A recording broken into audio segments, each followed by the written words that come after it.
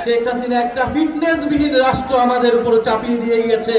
পতিত স্বৈরাচার শেখ হাসিনা একটি ফিটনেসবিহীন রাষ্ট্র আমাদের উপর চাপিয়ে গেছে। আমরা ভবিষ্যৎ প্রজন্মকে এমন ফিটনেসবিহীন রাষ্ট্র দিয়ে যেতে চাই না বলে মন্তব্য করেছেন জাতীয় নাগরিক পার্টি এনসিপির আহ্বায়ক নাহি ইসলাম।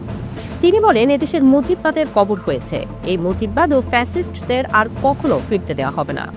শুক্রবার 25 জুলাই বিকেলে সুনামগঞ্জ পৌর শহরের আলফাত স্কোয়ারে এনসিপির পথসভায় এসব কথাগুলো বলেন তিনি। এ সময় নাহিদ বলেন, আগামী 3রা আগস্ট আমরা ঢাকায় সমাবেশের মাধ্যমে জুলাই সনদ আদায় করব। নতুন বাংলাদেশ গড়ার লড়াই শুরু করেছিলাম, সেই লড়াই এখনো শেষ হয়নি। যে কাঙ্ক্ষিত বাংলাদেশ চেয়েছিলাম তা পাইনি।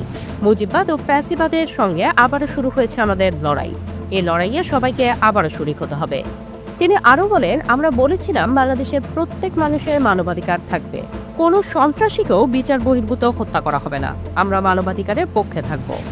নাহিদ ইসলাম আরও বলেন, গত বছর 14 জুলাই রাত থেকে কোটা সংস্কার আন্দোলন রাজনৈতিক দিকে রূপ লাভ করে। শেখ হাসিনার বক্তব্যের প্রতিবাদে বাংলাদেশের ছাত্র সমাজ রাজপথে নেমে এসেছিল। আজকে তাদের সম্মান জানাই। সভায় এনসিপির সদস্য সচিব আক্তার হোসেন বলেন, এদেশে আওয়ামী ফ্যাসিস্ট আবারও মাথাছাড়া দিয়ে ওঠার চেষ্টা করছে। আমরা যতদিন জীবিত আছি ফ্যাসিস্টদের এদেশে ফিরতে দেওয়া হবে না।